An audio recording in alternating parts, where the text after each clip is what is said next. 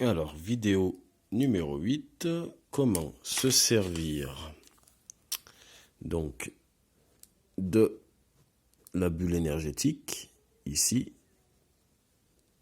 de manière martiale.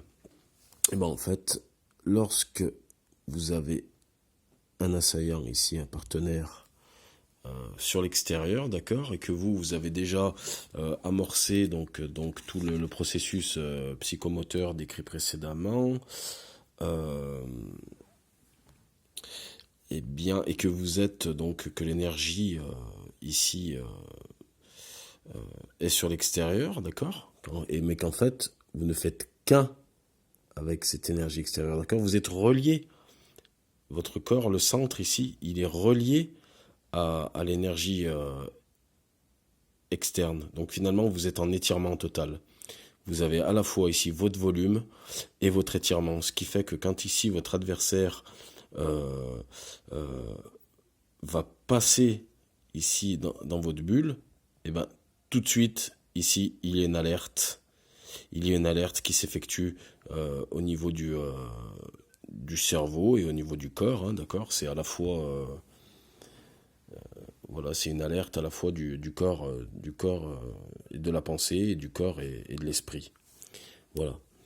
Donc, évidemment, il est totalement impossible de contrôler les gens à distance. En tout cas, moi, j'ai jamais vu ça. J'ai vu certaines vidéos qui vont dans ce sens-là, mais personnellement, j'y crois pas. J'y crois pas trop. Non, il faut vraiment que votre partenaire ici vienne en connexion avec vous, d'accord?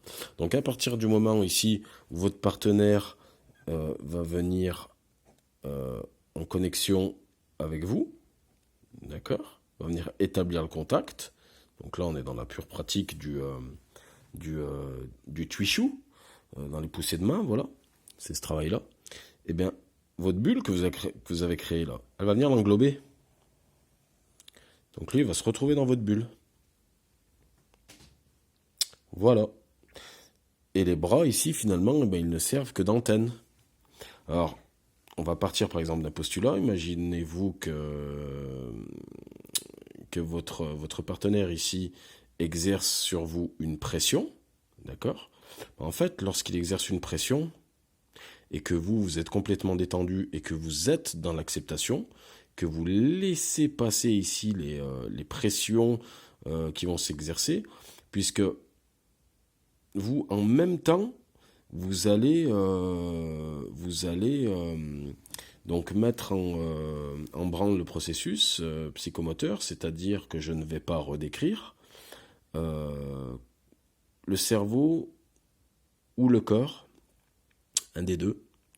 Je pense qu'il y a une prépondérance, il y en a un des deux qui réagit plus rapidement que l'autre, et à mon avis c'est le corps.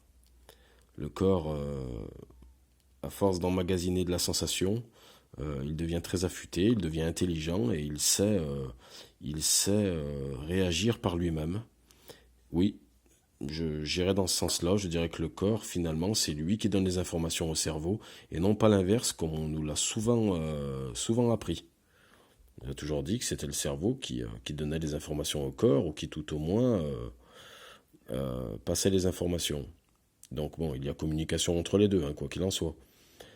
Mais lorsqu'on arrive à ce niveau-là de pratique, le corps sait quoi faire.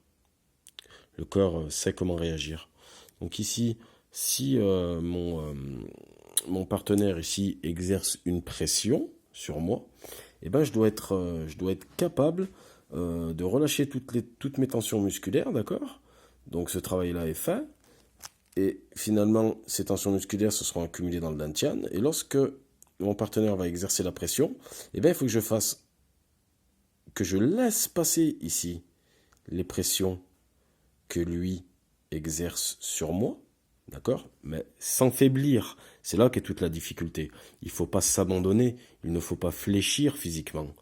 Il faut laisser passer. Là, on est encore, c'est comme si vraiment on était, le bras ici de mon partenaire et le mien était un tuyau, d'accord, dans lequel je laisse circuler librement son énergie, puisqu'il s'agit d'un mouvement, et le mouvement est de l'énergie. Donc je laisse passer ici, je détends le corps, les muscles en interne, et les forces vont venir se canaliser dans le dantian, je les laisse fuir, et là, automatiquement, la bulle se met en route.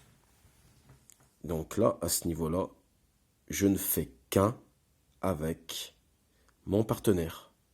Qui est qui et qui fait quoi? À ce niveau-là, on peut réellement se poser la question. Donc, si j'ai englobé ici mon propre corps et celui de mon partenaire, de surcroît, l'étirement s'est effectué en interne chez moi, mais l'étirement aussi, il y a passation d'étirement à travers le corps de mon partenaire. Donc là, nous sommes finalement en osmose. Et qu'est-ce qui se passe lorsque les tensions ici accumulées dans le dantian, d'accord, des tensions que mon partenaire vient ici m'exercer, lorsqu'elles sont relâchées, au moment où toutes ces tensions sont relâchées, que la bulle se crée, et bien le partenaire, là, ici, lui, il a l'impression d'être aspiré dans un vide. Voilà. Il a vraiment cette sensation-là, on a vraiment la sensation d'être aspiré dans un vide et de ne pouvoir plus s'accrocher à quoi que ce soit. Et c'est au moment, la plupart du temps, ça se passe comme ça. C'est-à-dire que quand l'adversaire ne sait plus, a été aspiré dans le vide et qu'il n'a plus de point d'appui, eh ben il va essayer de s'accrocher à vous, d'accord? Puisqu'il a perdu toute notion d'appui. Donc il va venir se réappuyer. Et là, à nouveau, il faut relâcher encore dans le dantian. Et vous pouvez à ce moment-là vous mouvoir. Et la plupart du temps, eh bien, le partenaire ou l'adversaire eh bien, va se retrouver projeté. Projeté ou aspiré. Enfin, il y a beaucoup de manières de procéder. Mais on est toujours dans des notions d'aspiration et de restitution, de yin et de yang, de vide et de plein, de substantiel et d'insubstantiel. Voilà comment est-ce qu'on peut se servir de cette bulle, puisque finalement, en fait, lorsque le partenaire ici presse sur vous, en fait, il presse sur la bulle. Voilà, réellement, il presse sur la bulle. C'est comme si le partenaire, je le représentais ici à l'extérieur de la bulle, que lui, avec son bras, il va venir exercer ici une pression. Mais en fait, il vous touche, hein, d'accord? On pourrait continuer le bras, hein, d'accord? Il est vraiment ici en contact avec vous. Mais en fait, il est aussi en contact avec cette bulle, puisque la bulle, finalement, c'est vous. Elle émane de vous. D'accord? Alors je sais que c'est pas très évident à comprendre. Et croyez-moi, ce n'est pas très évident à expliquer non plus. Et encore moins à enseigner. Alors, lorsque l'adversaire, ici, en fait, presse sur vous, et que vous êtes dans l'acceptation, vous laissez passer les forces ici, vous les faites redescendre, d'accord? Et bien lui, en fait, il déforme la bulle ici. Quand il presse dessus, la bulle, elle se déforme, elle. Voilà.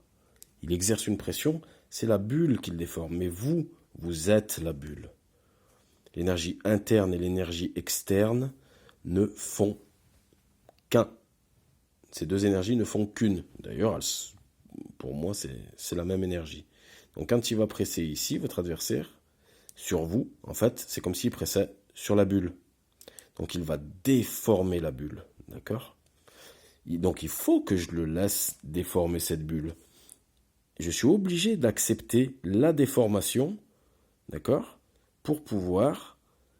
Le ballon, lui, va agir de lui-même. Hein. Si vous pressez sur un ballon, lorsque vous le relâchez, donc on va relâcher par ici, d'accord, par dessous, on va faire fuir les pressions, et bien le ballon, il va reprendre son volume initial, d'accord, et donc toute la partie qui est ici, là, que mon partenaire a pressé, et ben elle va lui être restituée. Et c'est ce qui fait que lui, il va se retrouver projeté sur l'extérieur.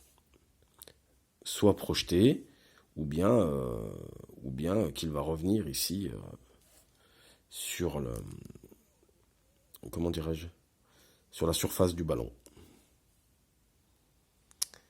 Voilà comment est-ce que ces notions peuvent être utilisées martialement. N'hésitez pas à laisser des commentaires si mes explications n'ont pas été assez claires. Je suis très content d'avoir fait cette petite série de vidéos explicatives, en espérant que tout ce travail vous a plu. Et je remercie mes abonnés qui aujourd'hui sont au nombre de 8. Et j'en suis très honoré. Merci et bonne journée à vous tous.